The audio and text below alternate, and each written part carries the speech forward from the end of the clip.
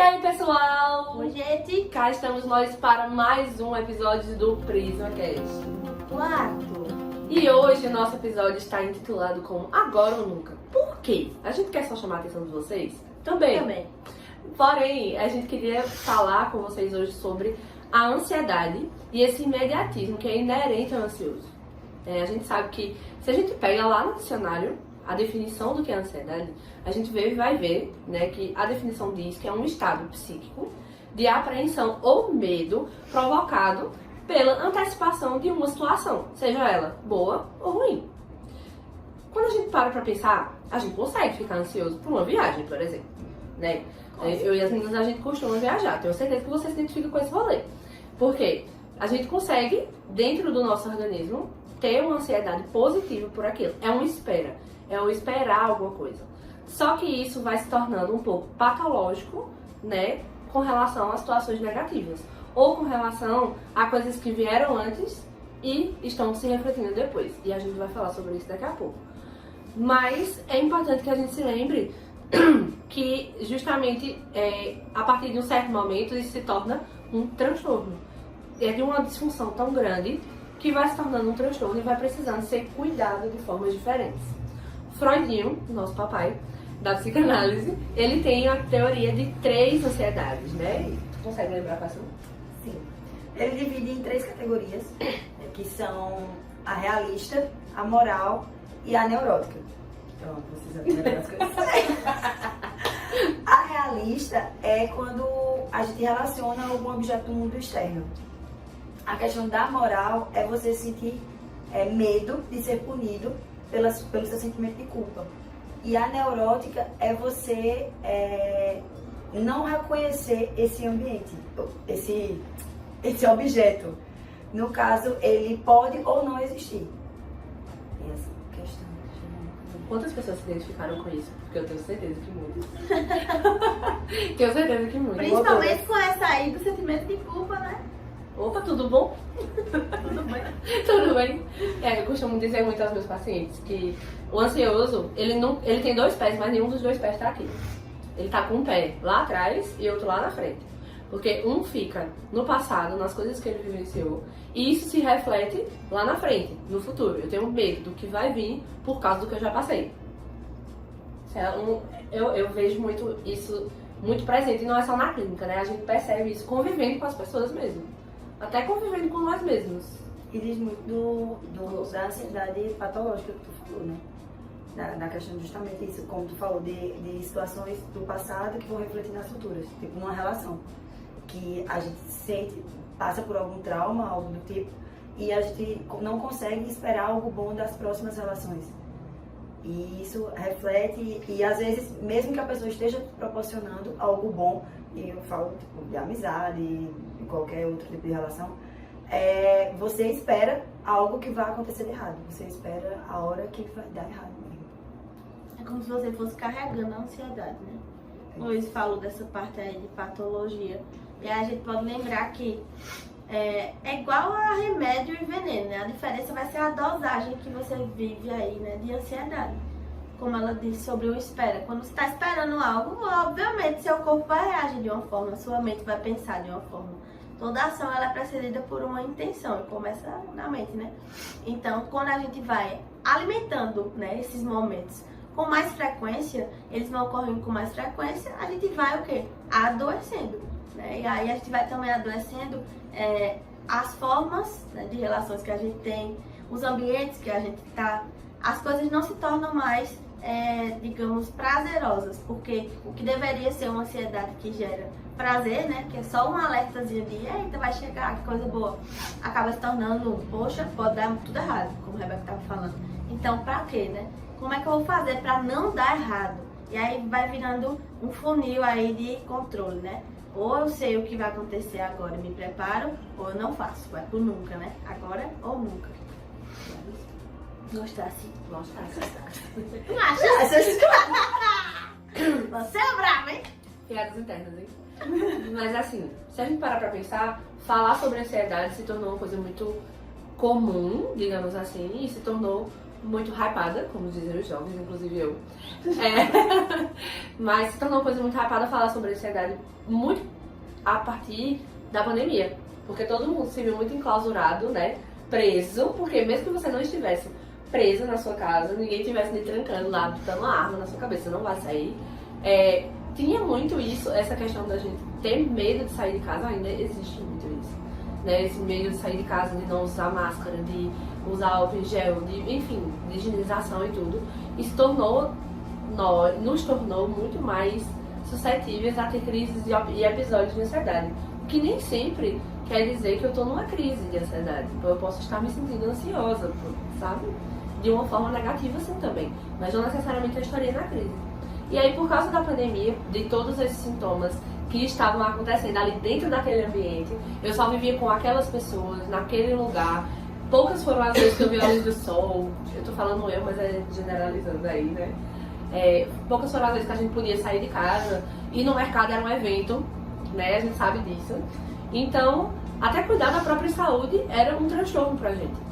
Então, muitas pessoas se tornaram muito mais ansiosas. Muitas pessoas que não eram ansiosas se descobriram ansiosas, patologicamente falando. E depois da pandemia. É muito interessante falar isso, de se descobrir. Porque tiveram pessoas que descobriram que já tiveram crise de ansiedade, tiveram episódios de ansiedade na pandemia, que vieram mais a se aprofundar nesse assunto, porque muito foi falado sobre isso, e justamente dos sintomas que estavam sendo gerados nessa pandemia.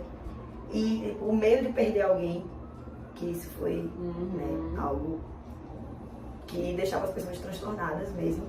E a gente passou por tudo isso. E mesmo a gente sendo acompanhada, a gente fazendo terapia e tal, mas havia dificuldade de lidar com tudo isso. E meio que restringiu tudo, né? Porque até as relações a gente só tinha aquelas pessoas que a gente estava sendo obrigadas a conviver, que eram as pessoas do nosso convívio de casa. Tipo, a gente mesmo, a gente passou acho que mais de 4 meses sem se ver. Foi? Acho bem mais que isso. Bem mais. E quando a gente se viu, a gente tinha medo de se ver. E a gente tinha medo de contaminar, e a questão da família, tudo isso. Exatamente.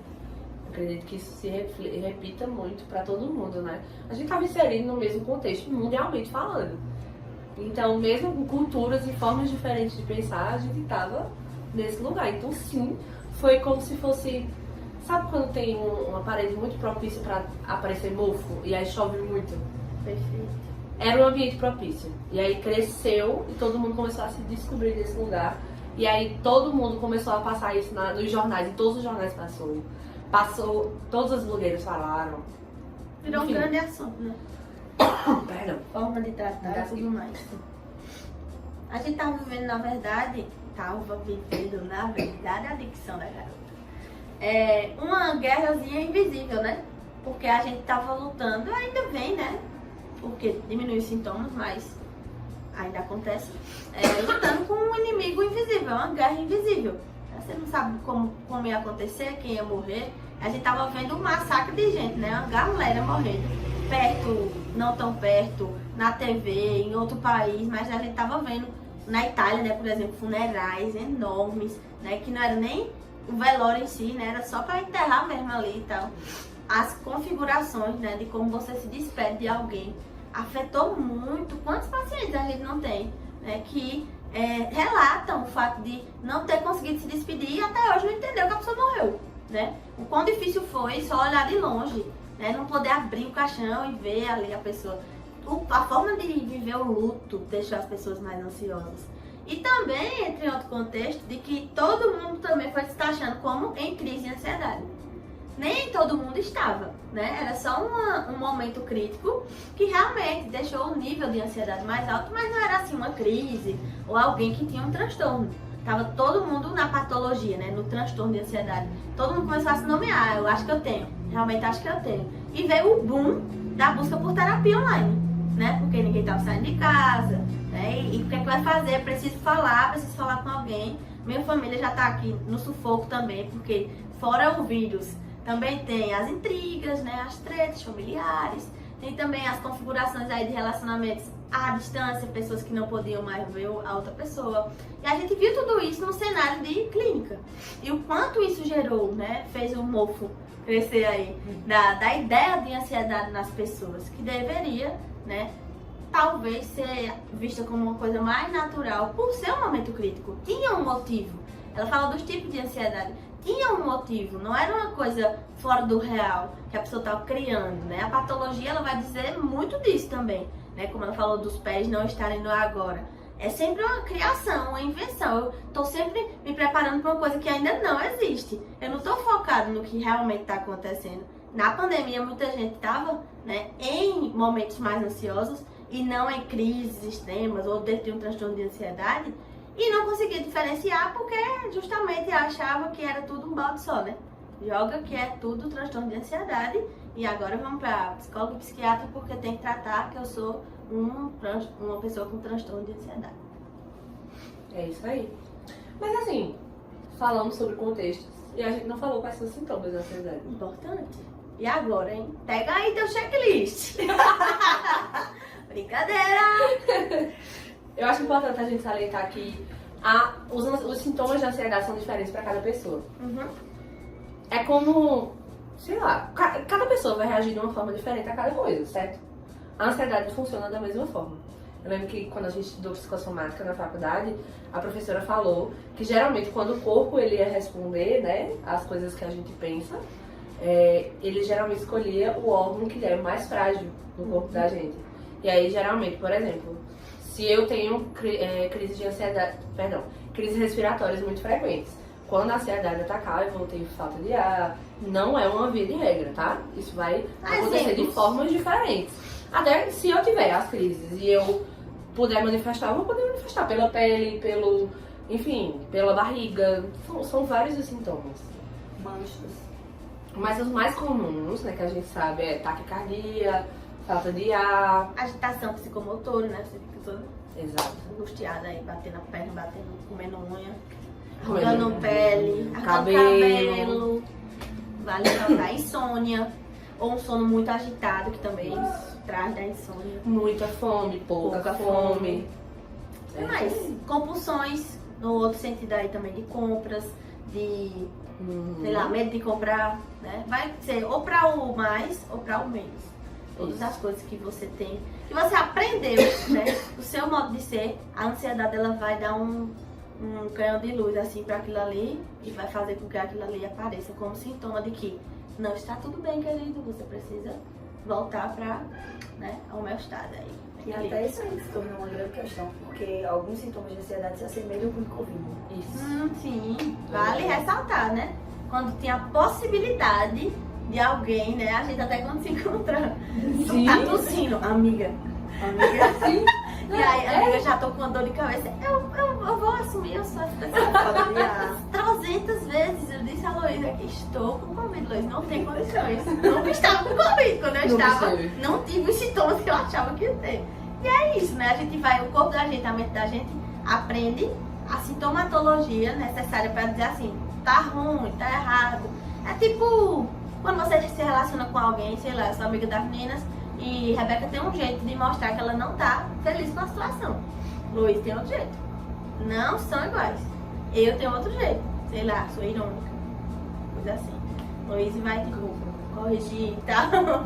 Rebeca vai, não sei, dizer na cara ou vai esperar o tempo e jogar e tal. Então, as pessoas têm formas diferentes de mostrar, né, no sintoma, assim, o que é que não tá legal. Da mesma forma também na ansiedade ou em qualquer outro adoecimento psicológico. Exatamente. E aí, se existem tantos sintomas, certo? Existem milhões de sintomas que a gente pode manifestar. Como é que a gente trata? A gente medica? Vai A gente no nós médico? não. A gente nós não, né? Mas a gente encaminha, né, Luiz? Se chegar pra gente, a gente encaminha. Mas a gente não vai passar um remédio pra você, né? Uma das coisas que são curativas, eu vou usar essa palavra, mas com o cuidado de lembrar que é sobre tratar, né? Tudo que a gente tá, um curativo ele tá tratando daquela ferida ali, né? Ele não vai exatamente curar ela, melhorar ela, só porque colocou o curativo, ele vai tratar, certo? Até que a coisa cicatrize. Então, a gente tá falando de curativo no sentido de terapia, por exemplo, né? As terapias, mas a psicoterapia é um caminho. Por quê? Freud, né, que é o que a gente lê assim, da psicanálise mais, ele vai falar que a fala traz a cura, né? Que se eu guardo, as pontas dos meus dedos vão falar, né? Que eu vou mostrar adoecimento de alguma ordem somática, soma é corpo, né? Física, se eu não falo aquilo que a minha mente já projetou aqui, tá guardado. Eu preciso colocar para fora, né? Para que eu entenda a realidade do que eu tô pensando e consiga colocar no lugar o que é, de fato, né? Essa realidade válida de carregar e o que não é, descartar ou aprender a lidar com aquilo que a minha mente tá projetando. Mas isso traz adoecimento quando eu fecho em mim. Então a terapia, psicoterapia, com psicólogo, né? Ela é um dos caminhos curativos, né? Nesse sentido de tratar. Você fala e aquilo ali traz um nível de alívio pra você. Mas é só isso? Ela tava falando sobre remédios. E aí? Remédios. Psiquiatras. A gente precisa encaminhar para um profissional que saiba lidar com a medicalização, né? O psicólogo não medica. Já pesquisei em todas as fontes. Mas ele não medica, tá? Já pesquisei em todas as fontes, gente, então a gente não medica, tá? Já é uma coisa assim. Se você é um gringo e tá assistindo esse podcast, talvez seu psicólogo medique mais aqui. Exatamente. No Brasil, a gente não tem permissão para isso. Precisa de CRM para acontecer medicação, certo? Principalmente quando a gente fala de psicotrópico, de cuidar de ansiedade, de transtornos em geral. E aí, a gente vai precisar do aparato desse profissional, que tem uma formação diferente da nossa, que tem a capacidade de lidar com essa questão do sintoma, né? Físico falando, biologicamente falando. Então ele vai trabalhar esse desbalanço químico que acontece na ansiedade também, porque ela também causa isso, né? Ela vem disso, desse desbalanceamento químico que existe no nosso corpo. E aí ele vai começar a tratar. Só que só a medicação acontece, só ela funciona? Não. Inclusive, talvez só ela não seja, né, a primeira direção, inclusive, né? A gente tá falando de várias formas de tratar.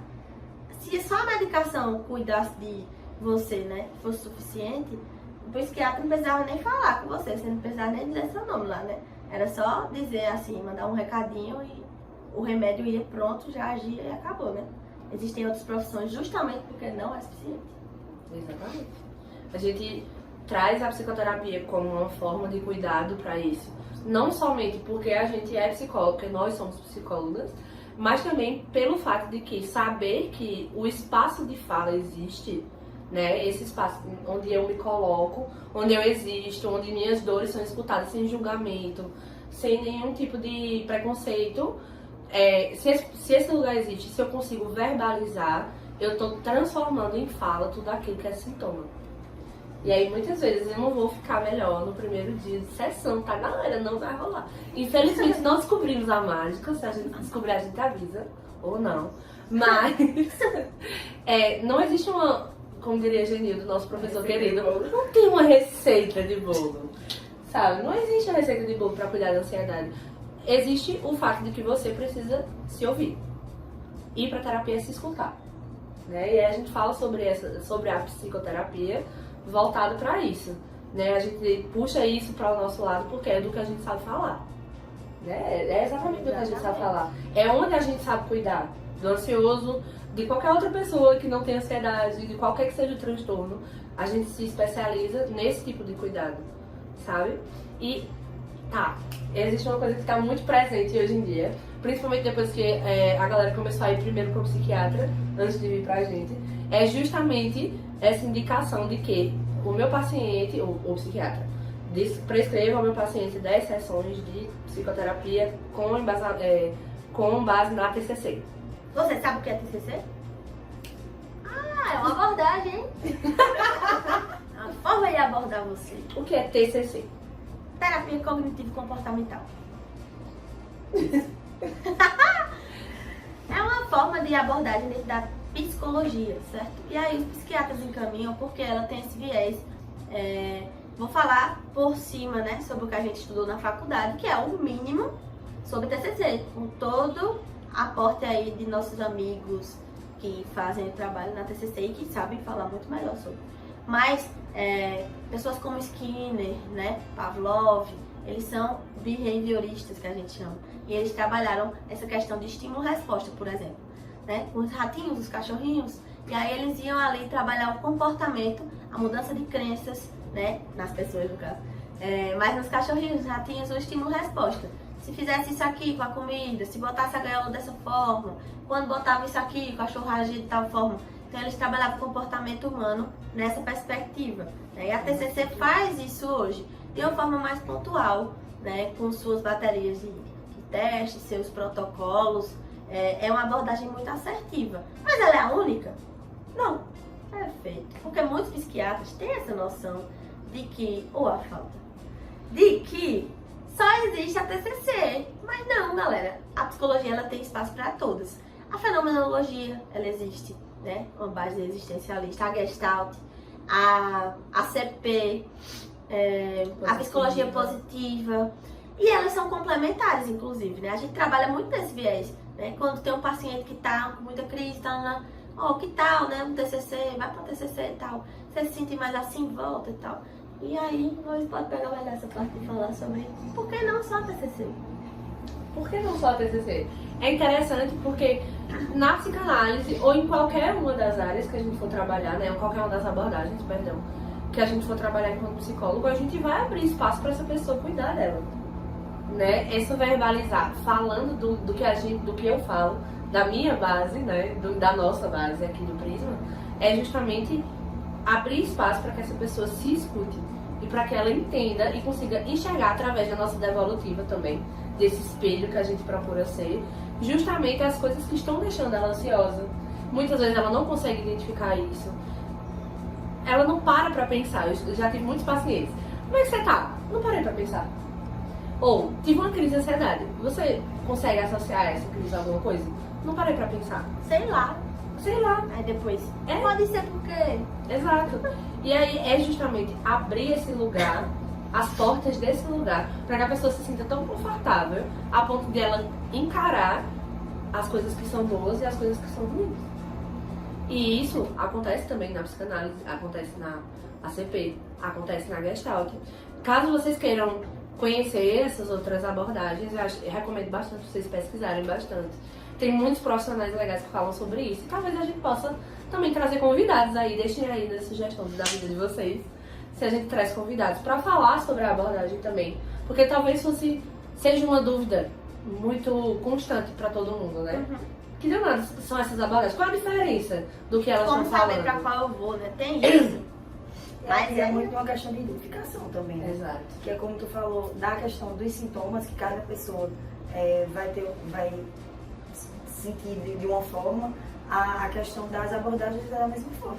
Vai acontecer uma identificação para você, às vezes funciona numa abordagem e não funciona em outra. Isso não quer dizer que a psicoterapia não funcione, mas é realmente a questão de você se identificar e você se sentir bem naquele espaço e, né, sendo acolhido ali da forma que você acha melhor. Exatamente. E não é só através da psicoterapia que a gente cuida da ansiedade, né?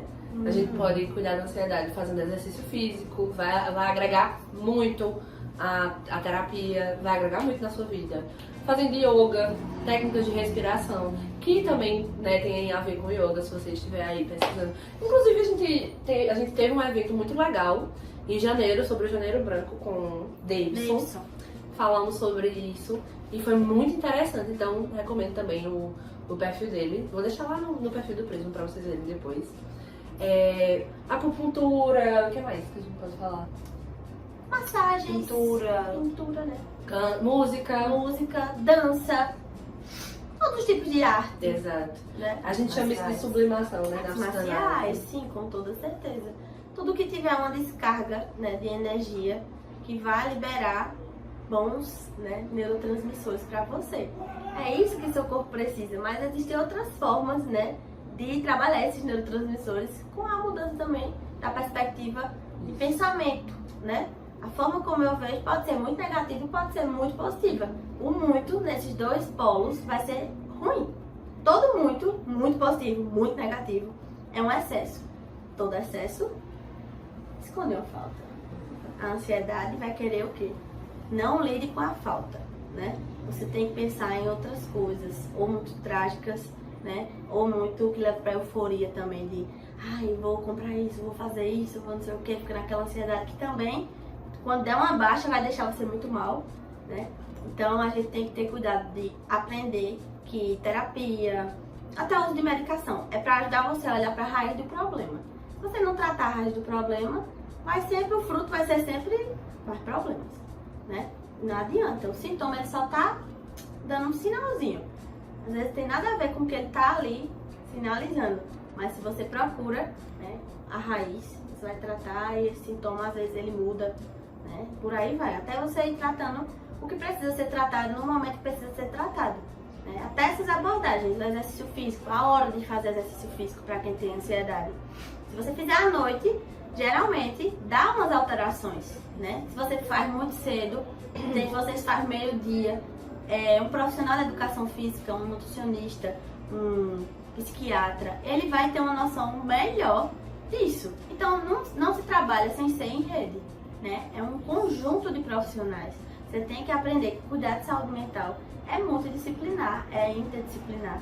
Né? Não se trata de um profissional parar de ser essa coisa de brasileiro que quer economizar o tempo inteiro, né? Vamos isolar isso aqui. Então vou tratar só isso aqui e acabou. Não. Se você tem um problema de ansiedade sério, você realmente precisa, né, investir em medicação com um bom psiquiatra, porque se você for para qualquer um, vai dar ruim e você só vai gastar. Você precisa investir com um bom psicólogo, porque se você for para qualquer um, vai dar ruim e você só vai gastar. E por aí vai. E é isso, gente. Então não é agora ou nunca. Pois é. Né? Existe um meio termo, só agora aqui, ó. Fica com os pezinhos no que tá acontecendo, que é muito mais seguro, inclusive, do que pensar no que pode acontecer, né? Quem vive no si, perde o que está sendo. Beleza? E é sobre isso. Fechamos o nosso podcast de hoje. Fechamos. Alguém quer falar mais alguma coisa? Beijo, sociedade, São João, e é isso. Mais uma vez, obrigada pela presença de vocês aqui, pela audiência. Vou dizer isso em todos os episódios, para de vocês. Gente, estamos no 4º episódio, que alegria, né? Isso aí, constância, Desde né? começamos, que feliz, meio do ano estamos aí, né? Aguardem, né? Viemos com tudo e vamos continuar. E viemos pra ficar. Ou melhor, pra evoluir. Compartilha aí esse podcast se você tem gostado. Compartilha os outros também, né? São temáticas bem importantes. E marca a gente se compartilhar, tá certo? Vai agregar na vida de alguém também, não só na sua. E se esse é o primeiro que você está ouvindo, vá ouvir os outros. Eu juro que eles são muito bons. Nos Eles são muito siga. bons. E é isso. Beijo! E até de hoje Até o aqui. próximo podcast.